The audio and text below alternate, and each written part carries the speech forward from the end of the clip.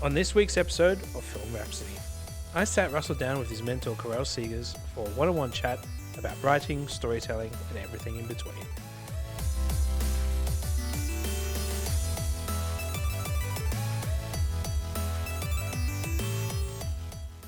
After years working as a story consultant, Karel has toured and lectured around the world, founding Immersion Screenwriting and spearheading the Accelerator Pod that brought Russell and I together.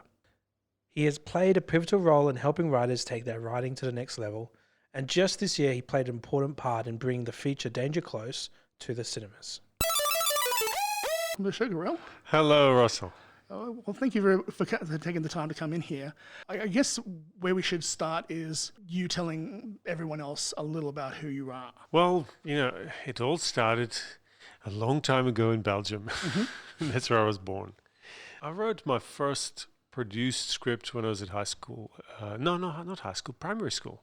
Really? I was like 17, I think it was 16 or 17 years old. Wow. And there was a TV show for youth, and it was a bit rebellious, and it was my absolute favorite show. And they invited viewers to send in scripts, and I sent in a whole batch, literally 20 ideas. It was a comedy show, and I got a letter back, and I was like over the moon. Like there was national television. I got a letter with the logo, which was the listening ears, the old Belgian radio and television thing, and they filmed it, and I got the afternoon off, and my brother and sister were in it as well. And you can watch it on YouTube if you can spell De Winkeldetective. Sure. Then you'll find the clip. It's about like a 2-3 minute. Was that your first paid gig?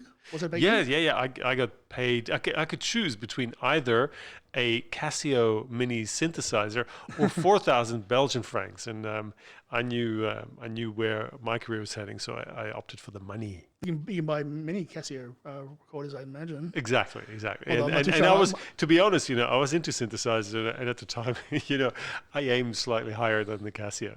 And I was into Korg and Oberheim and that sort of stuff. Oh, definitely, the good brands. Yeah. Did that lead to more stuff with them, or was that just sort of a one-off? Not really. It was a one-off. I have this thing. I got to get things out of my system. And so at some point, I wanted to do a movie score, a soundtrack. In 1995, I gave myself 10 years to do it, and I did it in 2005. Oh, fantastic. So I do that sort of stuff. What movie was that for? That was for a feature called Puppy. Here in Australia, a Melbourne-based writer-director called Kieran Galvin, and that became the first ever Australian film to be released on Blu-ray. Wow, I didn't know that. Yeah, that's awesome. So from then on, you went to work both in radio and TV behind the scenes and on the air. So can you tell us a bit about that? Well, I had always been enamored with radio. I was totally obsessed. I knew everything about radio, and I did some, holiday work for the local radio station, and it was 1988. I got into the national radio, and at some point I was the youngest producer. I don't know whether it was 88 or a few years later, but anyway, then I moved to Brussels Production Center, and I basically did everything you can imagine about radio. From journalism to music selection to production, presenting. I did a radio documentary at some point. You name it. I've done it all, and I loved it. But at some point, there's this moment. I was giving directions to someone as I was producing a show, and I had these shivers going down my spine. I realized that I was giving directions to my childhood idol. Ooh. And that was kind of wrong. It didn't feel right. I said that was the time for me to get out of it, because I'd done everything and achieved what I could achieve, had a great time, got out of radio just in time, because after that, it changed completely. It became a marketing-driven business, and that's when I went into TV for a short while.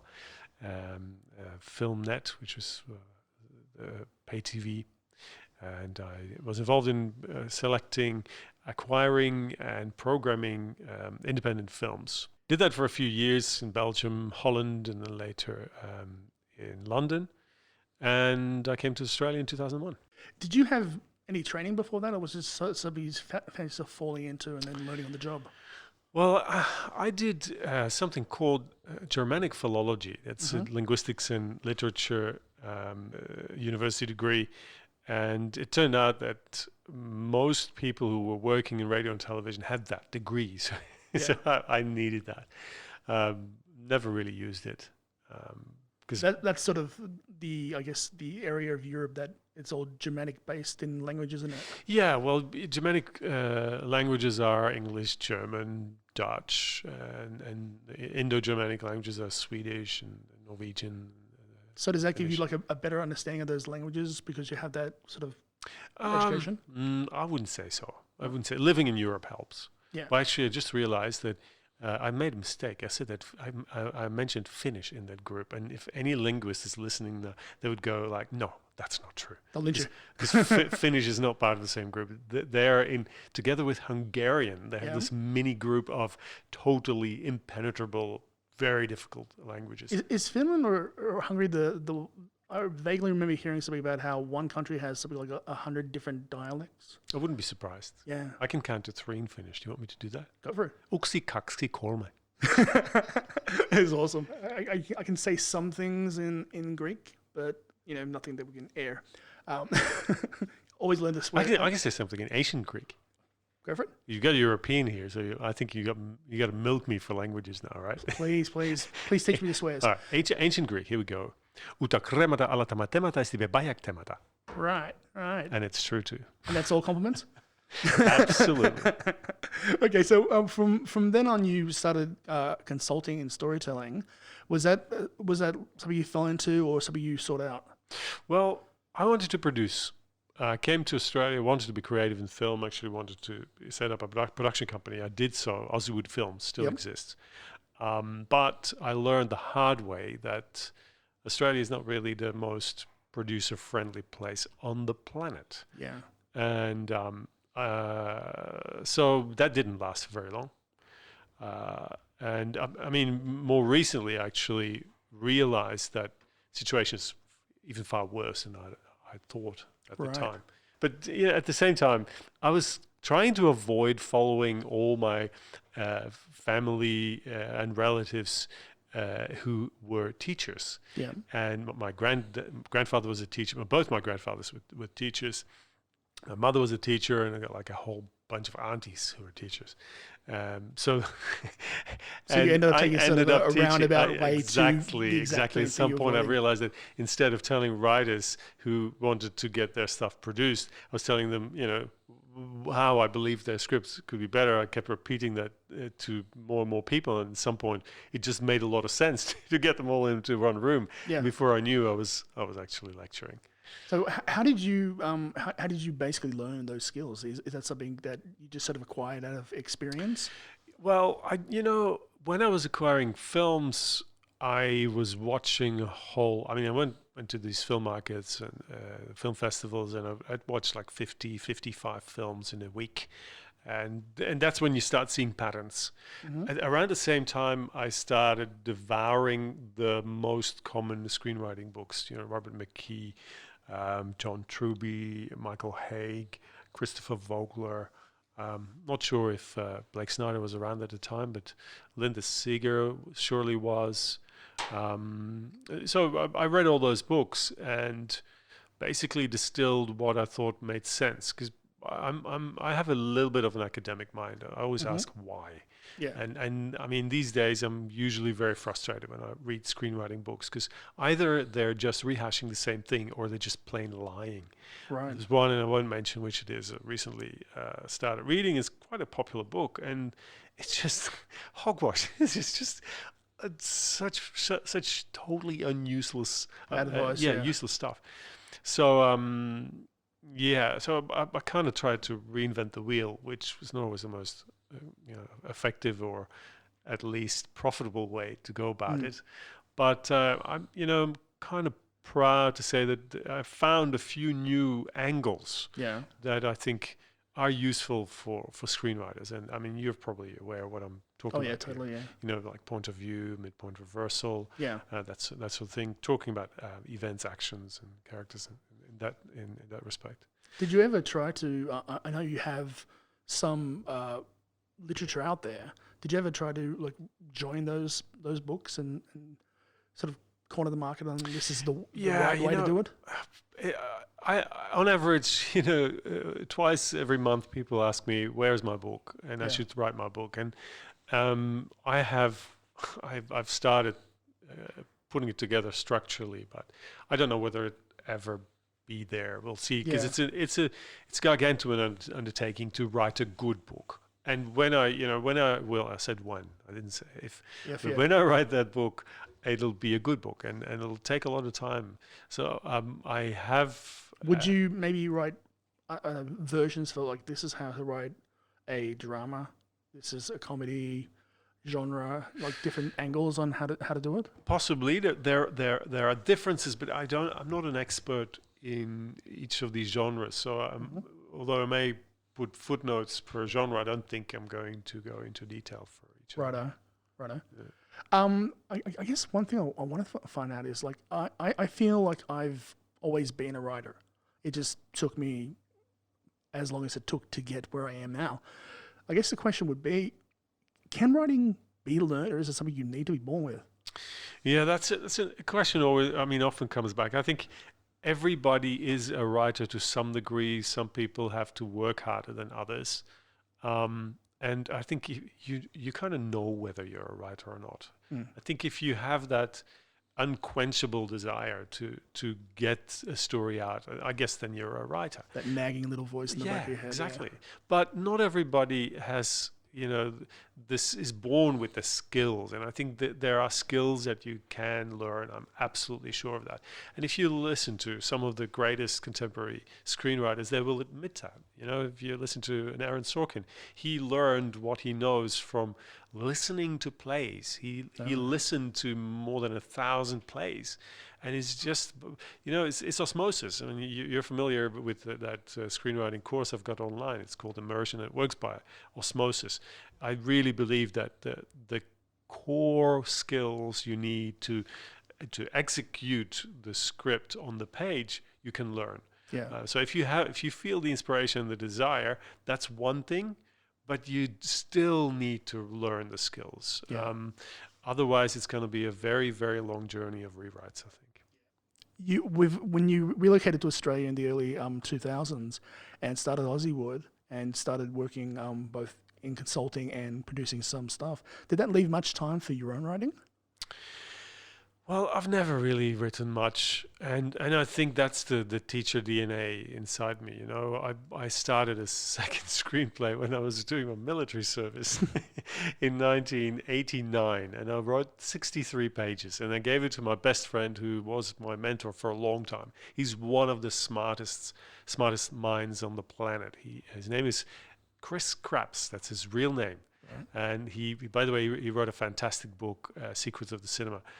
Unfortunately, it's in Dutch, but it'll be translated, I'm sure. And so I gave it to him, and he was honest. He was the type of friend you need. He said, "It's absolute crap. Yeah. This is not a story. You need to start from scratch." And it was a great example of starting a screenplay not knowing where you're going. Yeah. And I heard, in fact, after this interview, I'll be working with some students in Sweden, and I just read one of their outlines, and the student said how he got writer's block after 50 pages. It was the exact same case. Yeah. Very inspired to get something out, but not thinking about the structure and where you're going beforehand. I can totally relate to that, yeah. Yeah, that was me in 1989. Yeah. So what I want to say is that I co-write. Yeah. I don't write alone. I co-write because I don't have all the skills it takes. I don't think so. But I work very well in a team. Yeah. And with the team of the Story Shop, we wrote Danger Close, and we're writing on other projects now. And that's just a dream. I mean, we achieve so much together that none of us would have ever achieved in isolation. Yeah. You bring up Danger Close, and that's doing very well now. It's very highly regarded. The story is about the Long Tan. Yeah, the Battle of Long Tan in August 1966 was the battle in which more Australians died than any other single battle. And that's the Korean War? This is Vietnam. Oh, it is Vietnam. Yeah, right. Long Tan's Vietnam. Yep.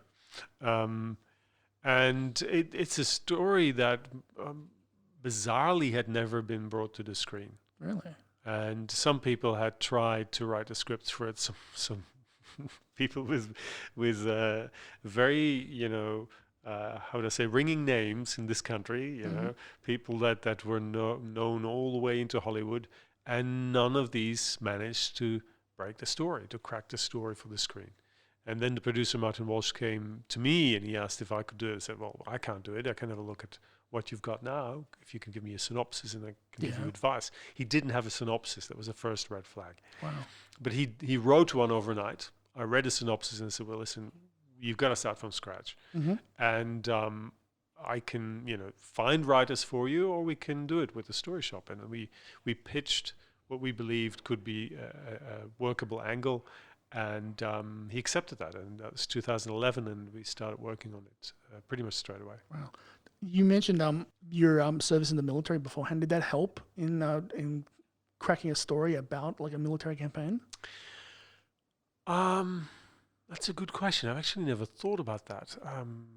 I was in the military for a year, but I worked as a journalist. I only had like 1 month of serious training. Yep. And I think it helps to understand what the military is. You know, I was there and I got serious training. You know, I got proper weapons training. We had to go out, you know, slept, you know, overnight, you know, in a hole in the ground, and it was not pleasant. So, you know, you get like a taste of how that all works. So maybe intuitively it contributed, but it's interesting you asked that question. I never thought about it. It might have, yeah. That's good. Going back to when you first came out here and you started the story department, did that grow out of your work as a consultant and a writer? Yes, absolutely. Initially, I had Aussie Films, that was a production company, but then I was reinventing myself and I needed a new brand.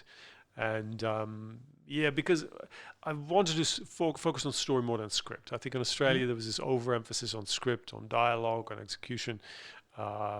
And I think we needed to go back to story, and that's why I call it a story department. There is a story department, which is a small coverage service in LA, but I didn't know at the time. Right. Okay. And did that cause any problems? No. Didn't have to change Not at all. No. Didn't care? No. All right. Well, Dan and I have talked a lot about the Accelerator Pod. It's how we met back in 2015. For someone who knows nothing about the Accelerator Pod, how would you describe it to them? It's something that's hard to describe because there's nothing like it anywhere else. It consists, this is what it looks like. It's 4 weekends. These weekends are spaced out with about a month or 2 in between each. In the first weekend, you're going to brainstorm and you're going to do a very rough pitch. Then the second, then you're going to workshop on the feedback after you get feedback to that pitch. That's the first weekend. And then the second weekend, you're going to refine that pitch and you're going to pitch to the industry. It'll still be rough, and that's okay. Then you get the opportunity to listen, to get feedback from the industry, and then you can rework and workshop with that feedback, with industry feedback. And then the second half of the pod, we're going to focus more on the pitching part. In the first 2 weekends, we focus on the concept and what sort of story you've got to tell. We brainstorm, because the idea is also to realize that you should have more than one idea. A lot of writers work for way too long on just one concept, one idea. Yeah. And here we brainstorm several ideas. So the second half of the pod, weekend 3 and 4, is going to be geared more towards pitching. So we do proper pitching training in weekend 3, and in the meantime the concepts keep being refined, and in the final weekend you have your what we call the final template, in which you have your setup of your character, you have your setting, your theme, you can pitch the plot in a few sentences, and then in the final weekend the industry comes back and now you're going to do your proper industry pitch. Well, this is the third Accelerator movie pod. Am I correct? We're doing the second television pod. We've had 3 feature pods, that's right. And this is our second TV pod. It's the 5th pod that I'm participating in. How has it changed over the years? I think we've kind of locked into place the core processes. You remember the first one. You were there. Yeah. It was chaotic. and it was a lot of fun. And guess what? It worked. You know, there were a few great projects that came out of it. Reunion was one of them. And but funnily enough, because it was so chaotic, and we were responding very quickly to how the participants experienced it. It didn't feel very professional to me, and then we started tinkering, and then only to realize that some things were actually so good we shouldn't have changed them. Yep. So we locked in a certain way of workshopping where you're workshopping with a group. We locked in the overall structure of the pod. And now this year we brought back that insanity, the mania of that early weekend in the first pod, where things went very quick. Yeah. You know, you had to brainstorm very quickly, you had to pitch very quickly, and that worked a treat. And we've done it again. We did it earlier this month, and this is really the right way of approaching this. So we brought that back. So I think we've refined it over the years. The workshopping itself, we've got a very tight structure for that, and then the bigger picture of the pod has also been locked into place. That's good. You mentioned the projects that came out of the pod. I remember seeing recently the one project that has gone on to being a feature film and has been released in Australia, that being turned into kinos, The Furies. Yeah. What was your role on the feature? Well, you know, I was there in the room when Tony pitched it for the first time. So in those first pods, I actually gave feedback right, you know, immediately. It was instant feedback. So I was involved in that. Then once Tony's project was selected amongst a few others, I was involved in the reading of every document, you know, every outline, every synopsis. And then when Tony started punching out scripts, I was also the first to read the script. And then I would work with Tony up to the point where we both believed it was ready to be shown to the sales agent who was attached, and the production company. And then I read about 16 drafts, I think. Yeah, we all do a lot of drafts. Yeah. I remember from the pod you being a very big proponent of log lines. How would you describe log lines and how important they are to everyone? A log line is a one-sentence summary of your story, and the reason they're important is if you can give someone your story in one sentence, it means you understand what your story is about. Because a lot of writers, particularly, you know, emerging writers, don't really see or understand the structure of stories for the screen. It's very particular, and if you understand that, you can convert that big picture idea into that sentence. And I think that's why it's important. And I've devised a particular formula for the logline. Different people have different sorts of loglines. They're all kind of sound similar, but I find three elements very important. Obviously character, action, but I also focus on the event, which is the catalyst or the inciting incident. And I really want that in that logline, so I understand where the story kicks off. Sometimes you can use it in your pitch. You don't have to. It's the smallest version of your story that at the same time already gives us an idea of what sort of structure is going to play out. That's a good way to put it. Yeah. Is there any log lines that stick with you that you can think of right now? There's one log line that I struggled with initially. Students asked me, what's the logline for Inception? I couldn't give it. And then at some point, one of my students gave me the perfect logline. Right. And so I've actually built on top of that, and that's now probably the most complex logline that I can give you off the top of my head. It would be a challenge, but shall I give it a go? Go for it. When a dream security expert is given the chance to see his children again, he must overcome the guilt over the death of his wife before he can plant an idea in the mind of the son of a dying business mogul. Wow, that is a mouthful, isn't it? That's probably more than the prescribed 25 words, but I over the years I've become a little bit more lenient. As long as it is a sentence that makes sense and it has that structure, I don't think it's an issue when they kind of flow over that 25-word limit. Yeah. Does he overcome the guilt in the movie? It's a good question. Yeah, because it works for a log line, but it's like, is it actually how it is? I think he does. Yeah. At the end of Act 2. Well, with log lines, you've got the log line website. Did that grow out of your consultancy and your teaching, and just the idea of just perfecting the log line for writers? It's actually this is a funny thing. At the time, I had a very bizarre obsession. What does a guy do late at night when he's sitting at his computer and nobody's watching? I was looking at beautiful WordPress themes. Now, WordPress is software for blogging, and so I had a bit of an obsession with WordPress themes. And at some point, I saw a WordPress theme that was for Q&A. Like Q&As, websites. Yep. And it was such a beautiful theme, I bought it. I had absolutely no use for it. But at the same time, I also had a bit of an obsession with registering domain names. Yeah. And at some point, I registered a domain name, logline.it. Yep. Because I was dealing with loglines. And one day, I woke up and I put two and two together. It's like, hang on, I can use that WordPress theme with this domain and have people post log lines for feedback. So instead of asking a question, they just post their log line and then people give feedback. And that's the answer. So without the theme, the website wouldn't have. That's right. Exactly. Absolutely. And I set up that website in the course of maybe 3 hours. I did it all by myself. And within the year, I think it had like 1,000 log lines posted. And wow. 5,000 reviews or something. We now have over 26,000 reviews and over 6,000 log lines. And that's helped a lot of writers get to the next step? Well, I hope so. It's being used by students, by writers. I get emails every now and then, people who love it and say that it's helpful to them. So yeah, I'm happy. Oh, that's great. With your work with other writers getting their scripts to the next level, can you describe that process? Is it unique to every single writer? It is. It's very hard to kind of boil it down to a single process.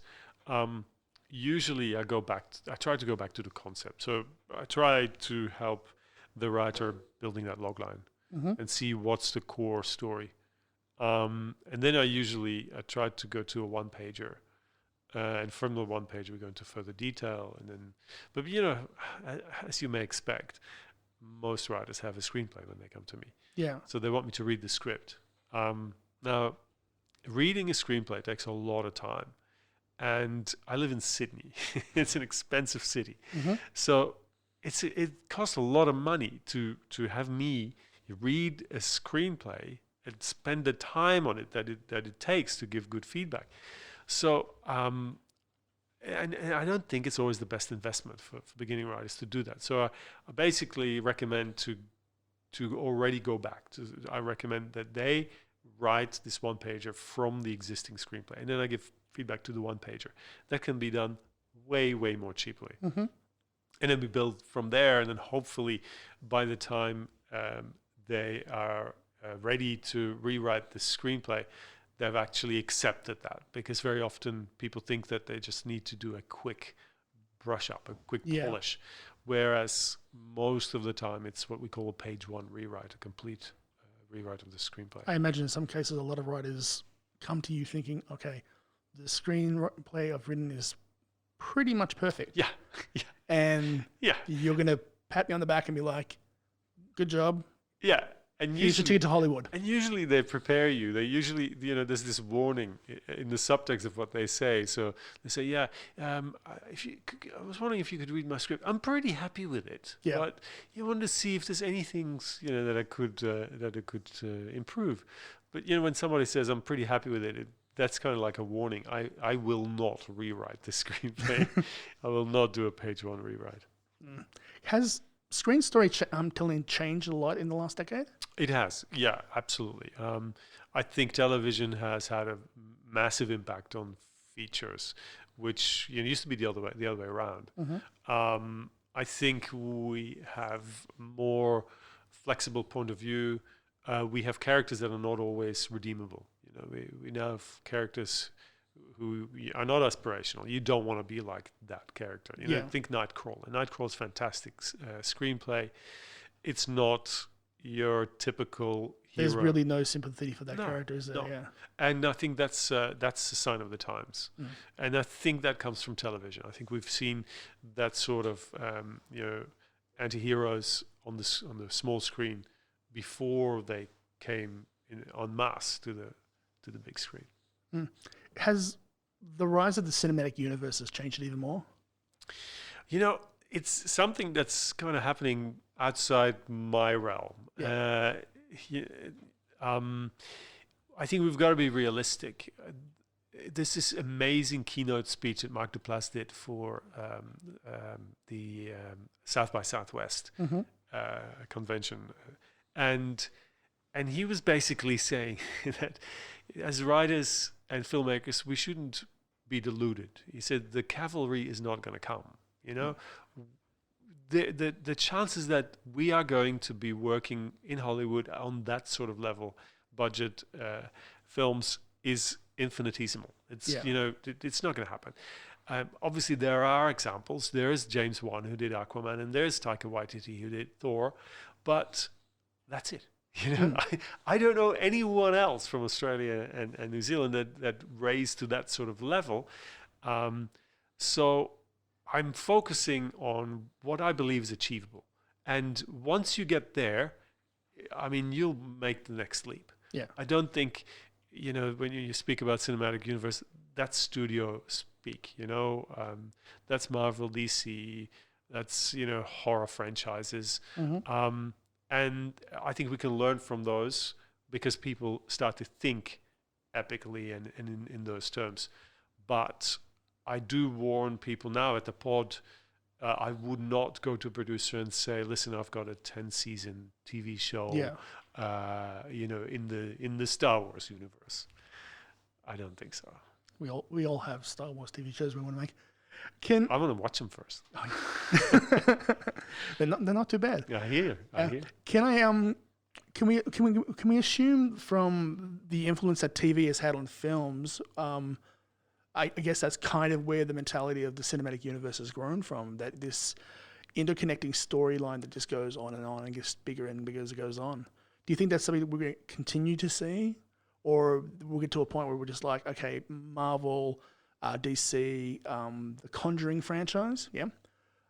So Marvel, DC, the Conjuring franchise, are they going to become, you think, more the exceptions to the rule, or sort of the tentpole that everyone's going to aspire to? That's a really good question. I think everything will forever change. Mm-hmm. I think this is how it works on that level now. I don't think we need to worry about it too much. We're in a very, the industry is in a state of flux. I mean, I've just returned from AFM, and I was shocked to see how quiet it was there. Really? That's supposed to be the biggest independent film market in the world. It was a bit scary. 2 streaming services have launched over the past 2 weeks. Mm-hmm.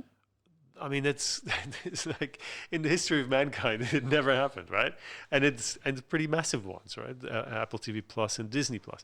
So that has a significant impact on our industry, and there's nothing you can do about that. But these waters are going to calm at some point, and I believe that there's one constant, and the constant is good story. Yeah. Now, a lot of people say, don't worry, just write a good story. And then I get a bit nervous when people say, well, what is a good story? So I think if you make the effort to ask that question, what is common to all great story, then you're safe. Yeah. I mean, it doesn't matter what's happening out there. I mean, games have taken over from, there's way more money now going into games than into film. Who would have thought? Yeah. Games become more narratively driven, but still the core essence of story is still the same. Mm-hmm. I'm now finally playing the last 10% of Red Dead Redemption, Mm-hmm. and I'm having so much fun.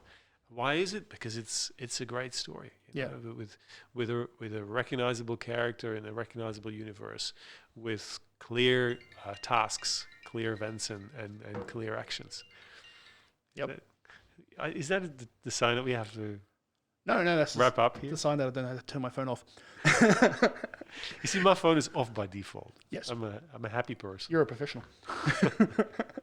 Going back to what you mentioned about James Wan, Taika Waititi, is it possible for a writer to make a living in Australia now? Or has it become such a even more difficult thing to break into it? You know, the answer is the thematic question of a lot of films. What are you prepared to do? You know, what are you prepared to sacrifice? Yes, it's possible. Of course it is. But it ain't going to be easy, you know. If you want to have a comfortable lifestyle and a family, I think you're going to be struggling. Yeah. If you're going to dedicate your life to your art, you'll be fine. So, yeah, I guess it depends. I think it's possible, but you're going to have to make sacrifices, and you may not want to do that. Is there any advice you'd have for any writers out there that are trying to get their script sold and produced? Well, my biggest advice would be more on, you know, where do you see your life going? And again, you know, that thematic question. What are you prepared to do? What are you prepared to sacrifice? You need to know that. And otherwise you can be profoundly frustrated if you find out about the reality of the industry. So do your research. I think that's probably a good piece of advice. Do your research. Don't just sit at your desk trying to write that story, because once it's finished, it needs to go somewhere. So try to get a feel for how the industry works. And if you choose a life in the arts, you will have to organize your life around that. Yeah. It doesn't work the other way around. I don't think so. Does a writer need an agent to sell a script these days, or is it something they can do on their own? Well, you know, this is probably the biggest misunderstanding in our industry. Agents don't get you work. You know, you get yourself work. Yeah. The agent does the deal. You know, once there's a deal that needs to be negotiated, the agent will happily do that for you and take 15%. But the agent is not going to bring you work. That's not how it works. Is getting Hollywood's attention something that's impossible now for an emerging Australian writer, or can it be done? I have one good friend. He's Australian, lives in LA. He's tried to come back and live in Australia. He couldn't do it anymore, you know. So it's actually easier to survive there as a writer than it is here. Because Australia being as small as it is. Yeah, because there's a lot more work over there, and they pay so much better. Yeah. When we say Hollywood, obviously we just say, you know, it's America, it's LA. The Hollywood studios, that's a whole different ball game. Looking back on your career, you've had three, probably close to 4 decades now of a career. Can you name a single proudest moment? Last week,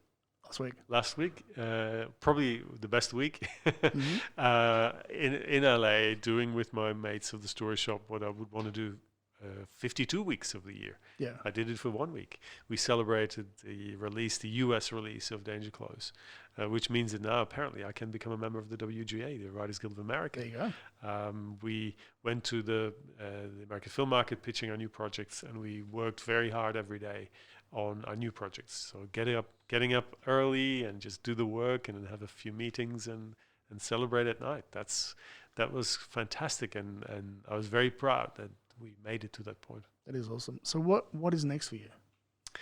We'll see. I'm not the type of guy who reads the 7 Habits of Highly Effective People and then sets out a plan for the next year, the next 5 years, the next 10 years. I'm much more open for whatever opportunity comes to me. And that's worked really well.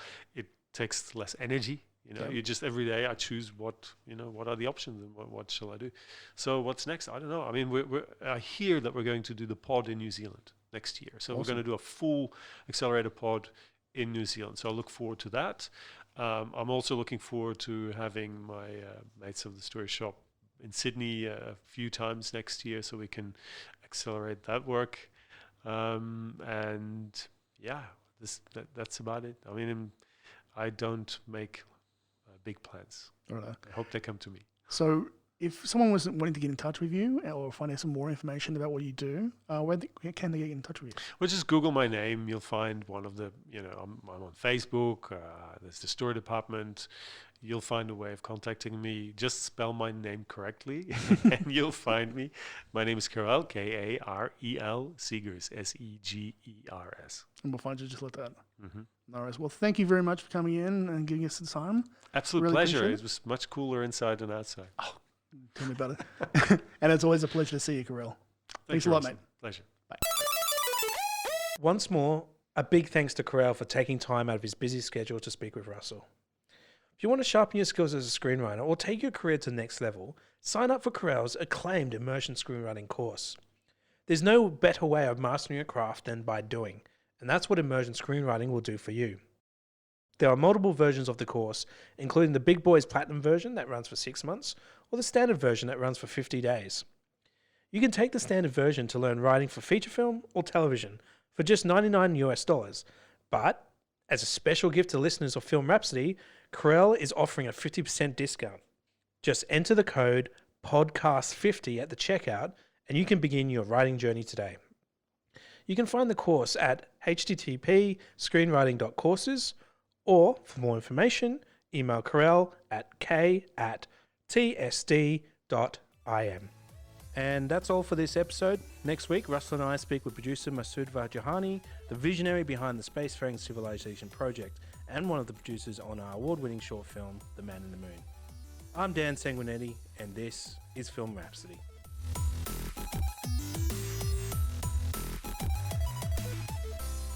Film Rhapsody is produced by Dan Sanguinetti and Russell Lee for Sanguinetti Media. Head to sanguinettimedia.com.au to subscribe to all our episodes. Oh, I didn't record it.